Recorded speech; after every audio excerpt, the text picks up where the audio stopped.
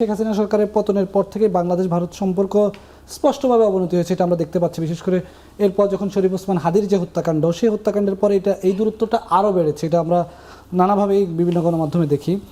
এই প্রেক্ষাপটে যখন এমন একটি সিদ্ধান্ত নেয় ভারত, নন ফ্যামিলি পোস্টিং, নন ফ্যামিলি অ্যাসাইনমেন্ট, তখন এই প্রশ্নটা কি আসে না যে এইটা আনুষ্ঠানিক একটা নিয়ম ভাঙছে বা এটা কিসের ইঙ্গিত দিচ্ছে? এটা কি আরও নতুন করে একটা অনিশ্চয়তা সীমারেখা টানছে?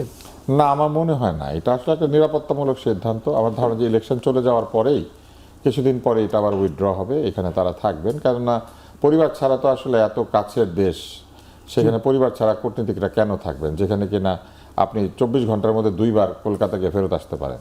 তো এটা তো আসলে কোনো কারণ নাই যে।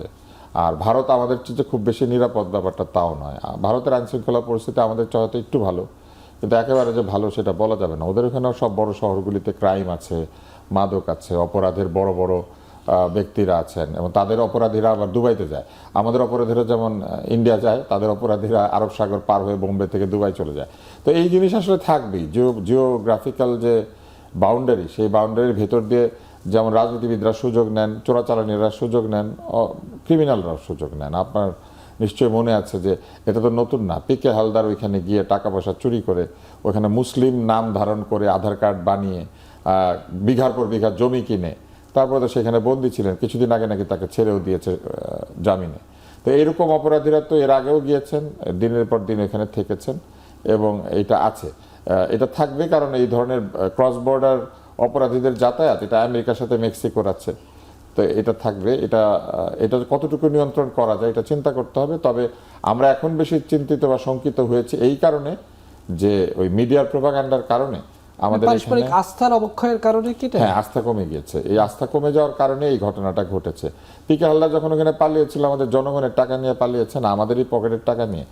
তখন তো তাদের মিডিয়াও তাকে নিয়ে কোনো শব্দ করে নাই। আমরাও তাকে ফেরত আনার জন্য আমাদের মিডিয়াকে সোচ্চার হতে দেখি নাই। আমাদের মিডিয়া কিন্তু এটা নিয়ে খুব একটা আলাপ করে নাই। এবং এটাও খুব মজার ব্যাপার যে পিকে হালদার পালিয়েছে লিজিং প্রতিষ্ঠান, ব্যাংক, এগুলো লুট করে, এবং এই লুটের পরে তাই চলে যাওয়ার পরে এখানে পিকে হালদারের দোসররা বহাল তবিয়তে চাকরি বাকরি করে গেছে। এমনকি এই সরকার আসার পরেও পিকে হালদারের এক দোসরকে আমি বিদেশে বেড়াতে দেখেছি, ফিরে আসতে দেখেছি। এখন তিনি কোথায় আছেন জানি না। তো এরকম সিলেক্টিভ বায়াস আমি দেখেছি যে এটা আমাদের মধ্যে আছে, তাদের মধ্যেও আছে। মনে হয় এটা একসময় যে আমরা সবগুলি দেশ এক জায়গায় ছিলাম, পাকিস্তান, বাংলাদেশ, ভারত, আমার মনে হয় যে একসাথে থাকার সেই নতিজা, ব্রিটিশ শাসনের যে ইনফ্লুয়েন্স, এটা আমাদের মধ্যে রয়ে গিয়েছে। আর আমার মনে হয় যে এইখান থেকে উত্তরণের জন্য ভবিষ্যতে যে সরকার আসবেন তাদেরকে বেশ ভালোভাবে চেষ্টা করতে হবে, যাতে আমাদের মধ্যে একটা কনজিনিয়াল অ্যাটমসফিয়ার তৈরি হয় এবং পারস্পরিক সম্মানের ভিত্তিতে কূটনীতিকে আমরা নির্মাণ করতে পারি।